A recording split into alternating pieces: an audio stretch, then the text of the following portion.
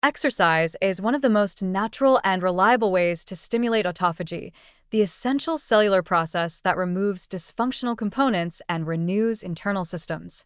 Whether through steady-state aerobic workouts, high-intensity interval training, or resistance-based strength training, physical activity creates a form of mild metabolic stress that activates energy-sensing molecules such as AMPK and SIRT1.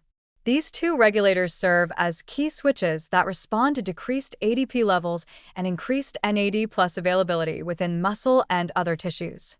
As exercise temporarily depletes cellular energy, YMPK is activated to conserve resources and trigger pathways that promote mitochondrial efficiency and cellular cleanup.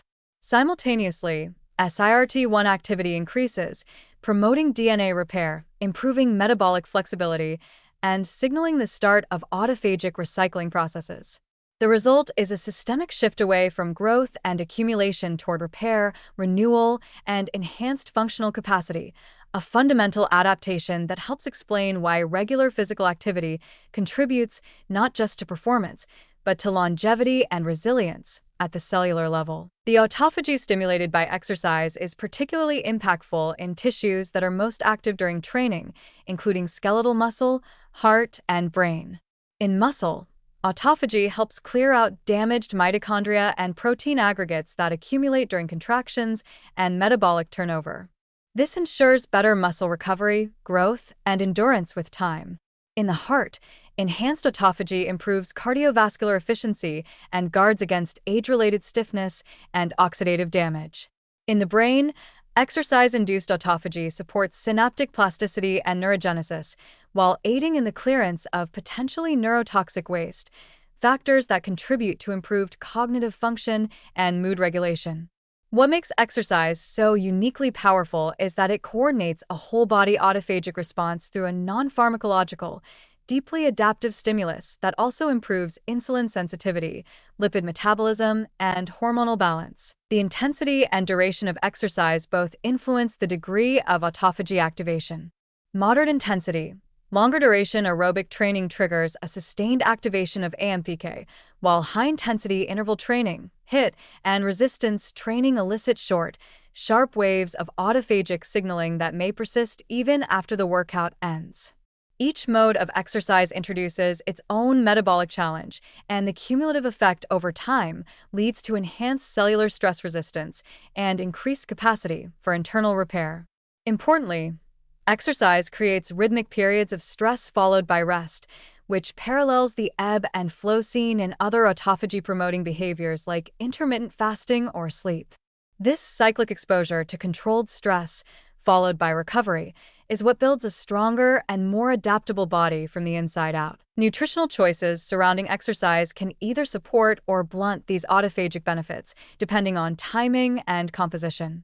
Before exercise, consuming a small amount of slow-digesting carbohydrates, such as oats, sweet potato, or fruit, can provide enough glucose to fuel the session without significantly interfering with AMPK activation, particularly if the workout is of moderate intensity. This is especially useful for maintaining performance during longer or more demanding sessions. After exercise, lean proteins such as eggs, fish, or plant-based options like lentils and quinoa help initiate muscle repair and support mitochondrial biogenesis. When consumed in reasonable amounts, post-workout protein does not appear to strongly inhibit autophagy and may in fact complement the process by providing amino acids necessary for rebuilding newly cleansed cellular structures. Some studies also suggest that exercising in a fasted state, particularly in the morning after an overnight fast, may enhance autophagic signaling even further due to lower insulin and glycogen levels at the time of training. This approach may be especially useful for those focused on fat oxidation, metabolic flexibility, or neurological health. However, it is not required to reap the autophagic benefits of exercise, and individuals should adjust based on personal goals, energy levels, and recovery needs. The key is to maintain a balance that allows the body to enter a temporary catabolic phase during training, then shift smoothly into an anabolic, rebuilding phase post-exercise. What's particularly promising is that the autophagy activated by exercise is not merely reactive, it is anticipatory and preventive.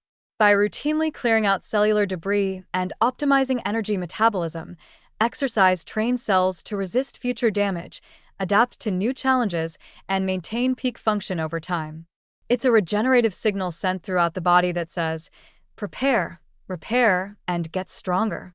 This makes physical activity not just a tool for fitness, but a core pillar of cellular health, capable of influencing everything from mood and memory to immunity and aging. In this context, exercise becomes far more than a method for burning calories or building muscle. It becomes a dialogue with the very machinery of life. Through each bout of movement, we invite our cells to clean up, adapt, and grow more efficient.